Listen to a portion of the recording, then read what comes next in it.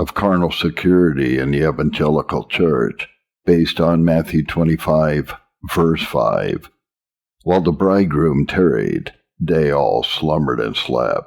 In this parable were noted two things. First, the church's preparation to meet Christ from verses 1 to 5. Secondly, the bridegroom's coming out to meet them from verses 5 to 12. In this second part, which we are now to open, three things are to be attended to. 1, the delay of Christ's coming, or the long-suffering of Christ before he come, verse 5. Number 2, the preparation he makes for his coming, a little before it, from verses 6 to verse 10, by an awakening cry which makes all the virgins look about them. And number 3, the coming itself, where those that were ready were with joy let in, and those that were unready were with shame shut out. Whenceforth note first what happened in the interim of his delay, and that is carnal security expressed and set out from the lowest and highest degree of it. 1, they slumbered. In other words, they fell a nodding or winking, as the word most properly signifies. Number 2, they slept. In other words, they were now busied in their sleep, overcome by it. Secondly, upon whom these sleeps and slumbers fell, and that is, they all slumbered and slept, i.e., though for a time they were both awake, yet good and bad, wise and foolish, fall into the senseless and stupid, dull and dead, sluggish and sleepy condition. Observation number 1, that in the last days, carnal security either is or will be the universal sin in the evangelical church. Observation 2, that carnal security falls by degrees upon the hearts of men.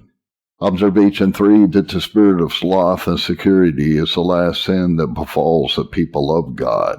Observation 4, that Christ's tarrying from the churches is a general occasion of all security in the churches, or the not coming of the bridegroom when the saints expect him is a general cause of that security which befalls them.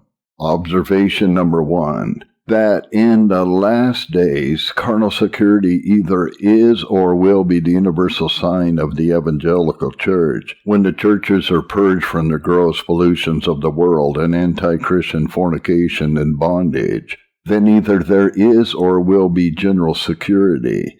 For these virgins, when they first made profession of their virginity by their burning lamps, were for a time all awakened, but at last they all slumbered and slept. This is the temper of the body of the churches. Matthew 24, verse 38, as it was in the days of Noah, so shall it be in the days of the coming of the Son of Man.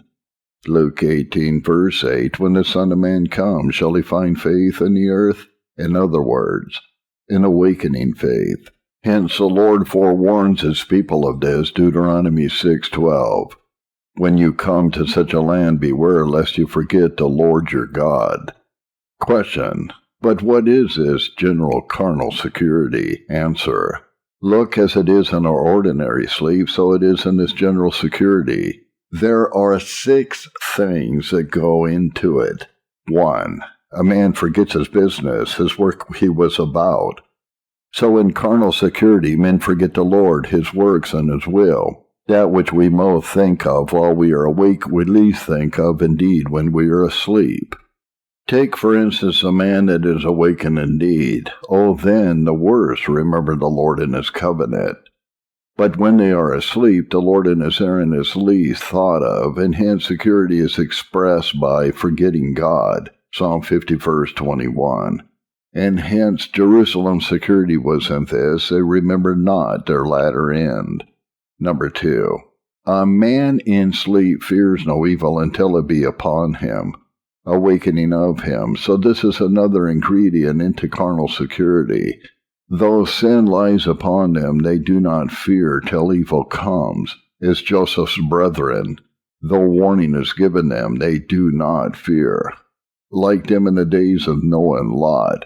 And hence in Job 21:9, their houses are free from fear. The misery for the same sin is lighted upon another, yet the secure soul fears not, as in Belshazzar, Daniel 5, verse 22. Number 3, in sleep, all the senses are bound up, the outward senses especially. The eye watches not, the ears hear not, The tongue tastes not, the body feels not. So this is an ingredient in carnal security. It binds up all the senses as it did the prophet Jonas in the storm.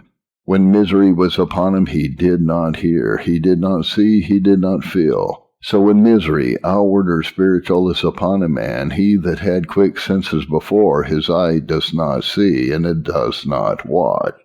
Christians neglect their watchfulness for their friends, the Lord and the Spirit in coming, nor watch against their enemies that daily besiege them.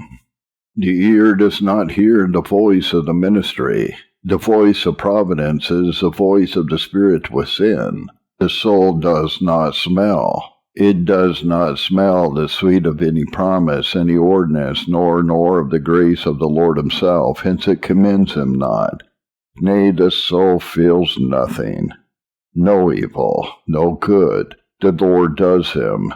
That look as the Lord there said in Isaiah 29, 9 and 10, the Lord has poured upon you a spirit of sleep, and has closed your eyes, so that the Lord closes up all the senses that a man is now obdurate, when he has fallen asleep in security. Number 4, in sleep there is a cessation from speaking and motion. There a man keeps silence and lies still. So in carnal security the spirit of prayer is silent. Isaiah 64:7, Psalm 32, 1-3. David calls it a keeping of silence. Up, why do you sleep? Seek to your God, says the mariner. Indeed, men talk in their sleep, so men may pray in their deep security, yet not being thoroughly awakened. And there is a lying still, no progress. So in carnal security the soul stands at a stay. It doesn't go backward. It doesn't grow worse, but it does not go forward. Such a one is compared to the door on a hinge. Number 5. In sleep, the senses being stupefied, in motion ceased, a man falls a-dreaming. Some dreams he forgets, some he remembers, and in his sleep fully and firmly believes them. So in carnal security, now a man's mind dreams of that which isn't, and of that which shall never be. A man's mind is grown vain and full of fancies and dreams, though things which never entered into God's thoughts. Something a man dreams of the Lord, that this is his will and mind, which is not. Of the world, that it is a good thing. Of things to come which shall never be. And number 6, in deep sleep, though a man be awakened, yet he presently is overcome by his sleep. So that is another ingredient into spiritual slumber. Sleepiness is predominant over its watchfulness. And thus it is with the disciples in the garden. They slept. The Lord came once and twice and awakens them, yet they slept till temptation surprised them. Scarce any Christian so secure in the chambers of Christ, but he has some knocks of conscience, some cries of the ministry, some woundings from the Lord, and they do awake him, but yet he falls to sleep again. We shall now show the reason why virgin churches in the last days are or will become overcome by carnal security. Reason 1. Because that in evangelical churches there is the strongest provocation to the sin, which chiefly are 3. 1.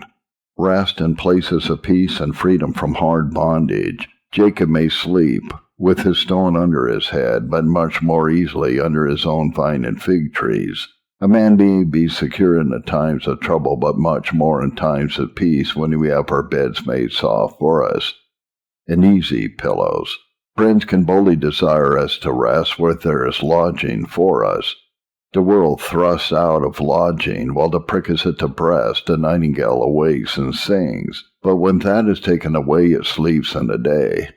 In times of persecution, Paul is preaching till midnight, and the Lord is remembered in the songs and sighs and prayers of the night season. But in times of peace, a peace like jails, milk, and butter, stupefies all the senses, though destruction is near. Hence in Deuteronomy 6:12, then forget not the Lord. Do you think that Noah in the ark, when the water swelled above the mountains, was secure? Yes, but when the water ceased, and he had his vineyard planted, now he sleeps in his drunkenness, because he knew not the strength of wine. In the virgin church, where this sleep is, we see this tendency to evil. Number 2, because their men are most free from inward pain. For where there is much grief and pain, there is no rest, though all the house about be still. But when the house is still and the body well, now it is hard. But there may be rest while the Christian lives under anti-Christian pollution.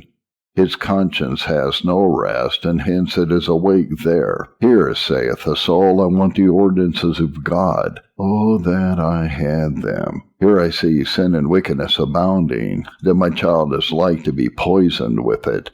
Here are such and such superstitions that my conscience cannot bear. Hence conscience is kept awake. But in virgin churches, where the house is swept of thieves, now conscience is quiet and at rest. Now I have got a Levite into my house, God is now blessing me, and so on. Now conscience has laid down its burden and falls down to sleep. Now they cry, the temple of the Lord, and so on. Number 3. Because in such churches there is most aptitude in men to spiritual fullness, namely, plenty of the means. There is all the ordinances in this mountain, Isaiah 25:1. God's feast is made, and fullness of spiritual gifts and graces, because they have now escaped the pollutions of the world, conquered the enmity of the world, now have come to a good measure of grace, and conquered the way of their enemies. They have got the better of them. Hence as the Israelites made peace with the Canaanites, not when they were strong, but weak. So now the soul comes to be at rest, to lay down its warfare and yield up a truce to a league with his lusts and distempers for a time. When men are kept short of food, now they awake. So when the word of the Lord and his ordinances be rare and precious and hard to find, now a Christian can trudge after them.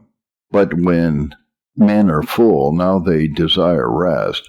And so it is here. And number 4, because in evangelical churches their men are most apt to be overtaken with weariness.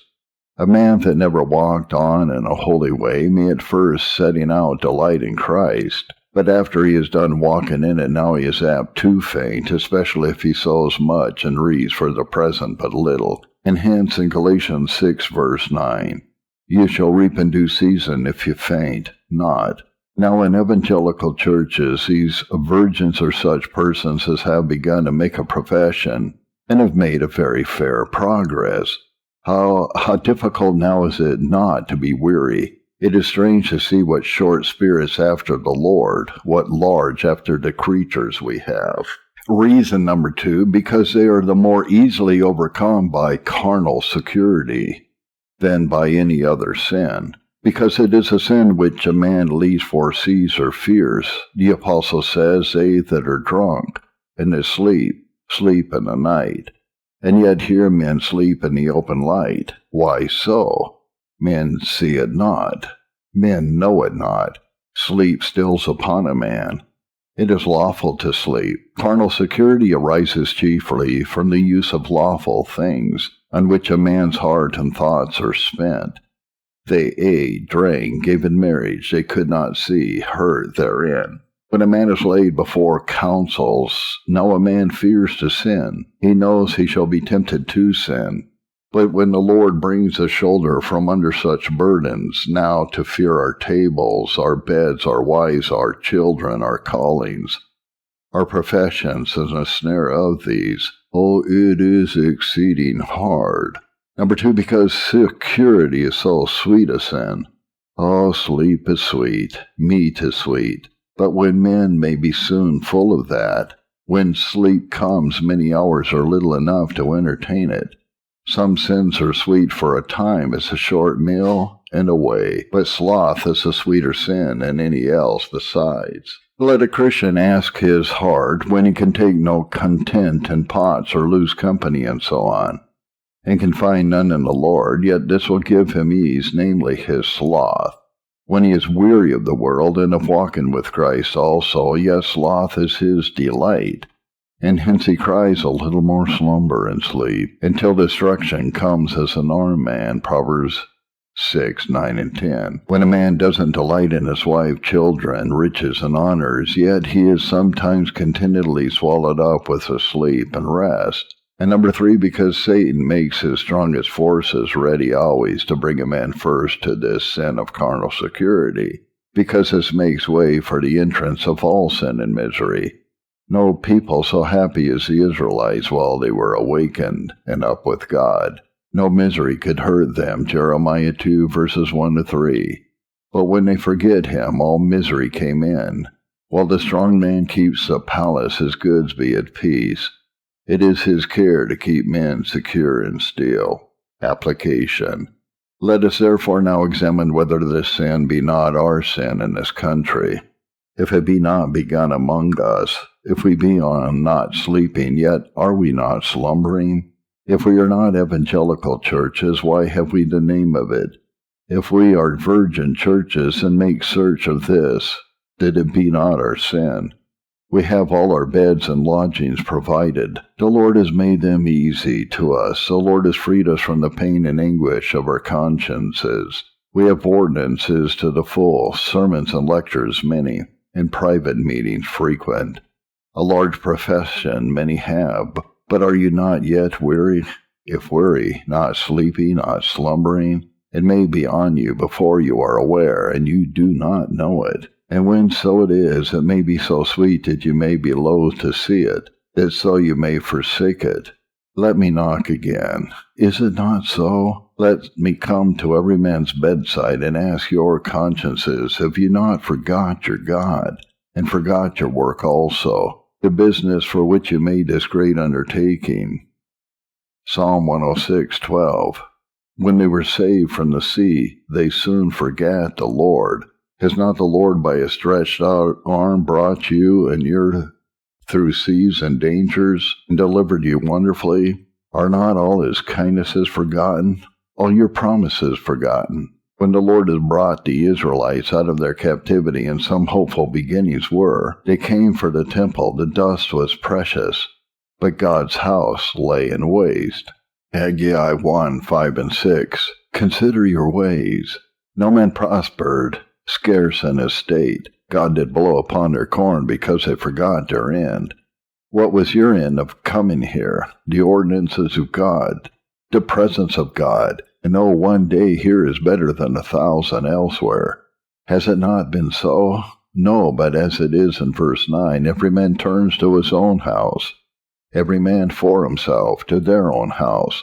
Lot, accommodation, provision for children. And in the meanwhile, the Lord's house lays waste. You build not up that. The souls of your brethren in church fellowship, ye of your own family, are not built up. The Lord's house is despised now, and it is like the schools of the prophets, and much more.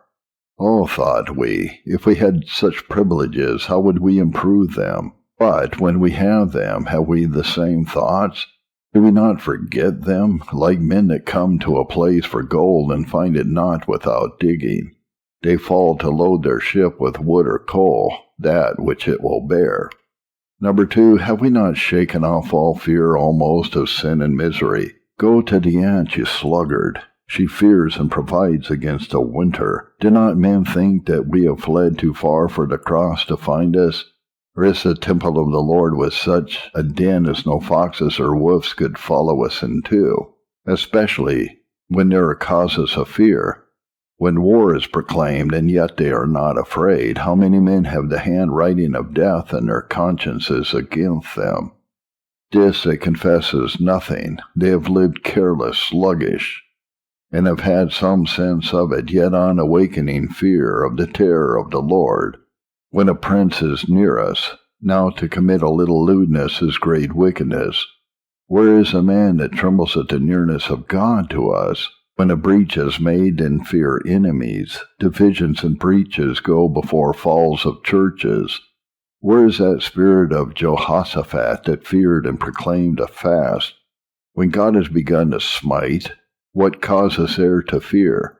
We have been hurt, and yet not laid it to heart. The lion's roar, shall not the people fear? I believe we should not have had those pequot furies upon us, but God saw we began to sleep. Where is a man that with Paul knows the terror of the Lord, and hence persuades men?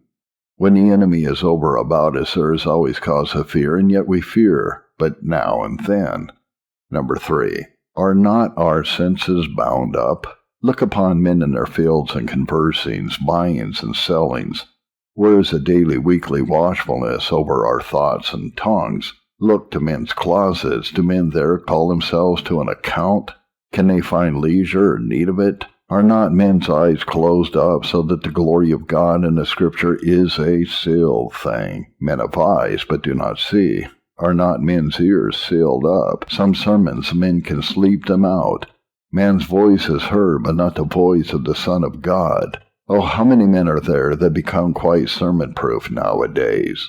Are not men blockish, dull, senseless, heavy under all means? They do not taste, they do not smell. Whereas elsewhere, how lively and spirited are they. Number 4. Is not the spirit of prayer, that lamp going out in the church of God? The blessedness of all flourishing plantation in the world began by means of that, and shall not continue but as it continues. And if ever cause to seek for prosperity of plantations, these have need. If God should take away this generation of magistracy and ministry, what would this despised country do, and what would become of your children? Then there would be no schools for them. When no gospel is left among them, then every man's sword shall be against his brother. And God spreading a place with darkness, which through his presence is made light. What little hope of a happy generation after us, when many among us scarce know how to teach their children? How apt are we, like those of the Asian churches, to fall into those very sins which overwhelm them and ruin them? How many fall off and in time break forth that it would make men sick to hear their pranks? What place more open to temptation of persecution and worldly delusions? Go up and down the country. Where is a man to lay things to heart, who has the condition of the country written upon his heart and presenting it before the Lord, rather than his own good? Oh, men are silent because they are asleep. How do sins run through men as water through a mill, and men do not regard it? What means? What deliverances have we had? But oh, what little thankfulness! Do we make progress? Nay, is not our shadow gone back? I sleep, but my heart wakes. It should be so, but it is not so indeed. Number 5. Have we not fallen a dreaming here? What means else the delusions of men's brains? What a swarm of strange opinions which like flies have gone to the sores of men's heads and hearts, and these are believed also. And the more dreams men have that are never spoken, every man has some drunken conceit that rocks him asleep. Dreams are quite contrary to the truth. What means these, if men are not sleeping? First, drunken dreams of the world. Secondly, golden dreams of grace. Did these things advance grace, which indeed destroy it? That there is no grace in the saints, no grace in Christ, no human nature, no promise to evidence grace, no law to be a rule to them that have received grace. Who would think that ever any should so fall by a simple woman?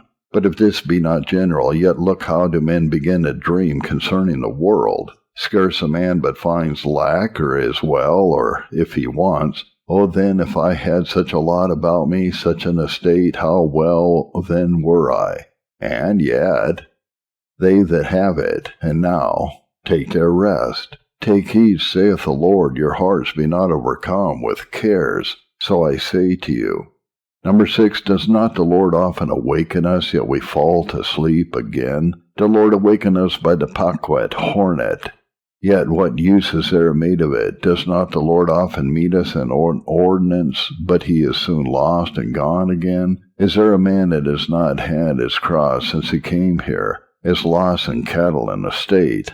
They have lost a dear husband, a child, or a wife, a sore and sharp sickness, and so on. He has been exercised with. But do you not sleep on still? If it be not thus, it will come. Fear it, for time to come. But if it be thus, and I say no more but know it, you are in your enemy's hands, and in such an enemy's hand, that if you mourn not under it, it will open the door either to the entrance of some cross sin and temptation, or for some heavy and sudden wrath. It is sufficient for me this day to show you where your heart lies.